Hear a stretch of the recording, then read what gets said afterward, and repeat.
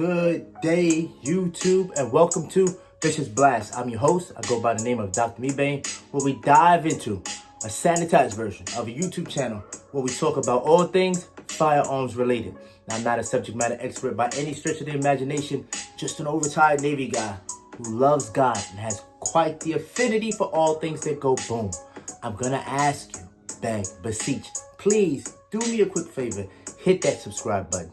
Hit that like button. Share this with your family and your friends. It's only allowing me an opportunity to increase my sphere of friends as we dive into 2A related content. So we're getting ready to jump into this edition of Bishop Blast. Come on, let's get it in. Today we're going to talk about something that I got from another gun tuber, if you will. He went live the other day, 2A in LA. One of the ones that I follow, I like. His content is great. His presence impeccable. I like his stance when it comes down to everything when it relates to firearm and firearm safety.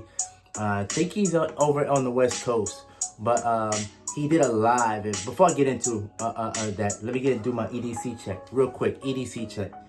I'm going to be today. It's the Smith & Wesson EZ9. This is the Smith & Wesson EZ9. That's right. It's clear in a safe direction and shoot. It is the Smith & Wesson EZ9. Chambered in 9mm, and it's easy to wrap. Now, let's jump into this real quick. He was talking about something, and I like the concept. He was talking about different firearms, and for any of you that follow him, you know he has a cornucopia of firearms that are, I don't want to say Gucci'd out, but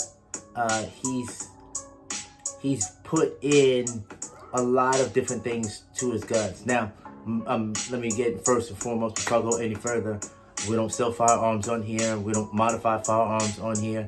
And I'm trying to make sure I don't get canceled. I want to let y'all know that's not how I roll. I'm just a guy who loves firearm related stuff, big on gun safety, and just want to share the information that I get, and I think it's tangible and good and credible for me. I like to share that same information with others. But what I want you to understand is, he had a conversation about firearms, and he had some that he says, man, out the box. People question the fact of, why do you have this firearm and you haven't done some of the work that you've done on some of your other ones? Meaning, he didn't do a trigger job. He didn't change the sights. He didn't do a different recoil spring. He didn't Cerakote it differently. He didn't put a different grip on it. And his answer, his reply, it really, really blessed me, because it was conceptually how I feel about a firearm too. If I get something that works, I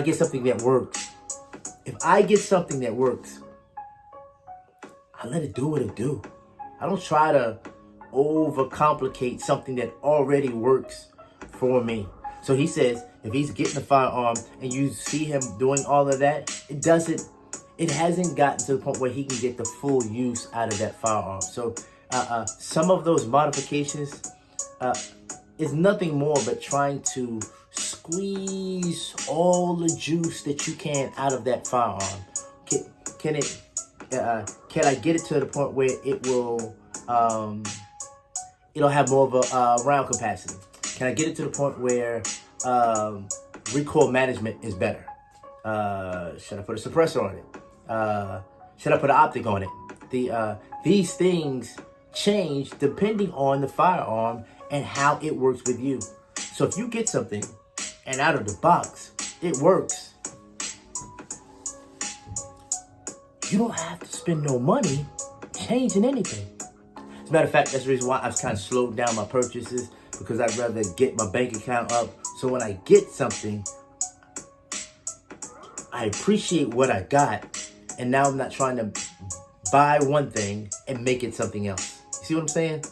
So And to me, if I get something as close to stock as possible, I feel like I don't have to worry about any additional malfunctions because of negligence due to what I did to it. Due to me trying to do my own gunsmithing, if you will, to try to make this firearm something that maybe it's not.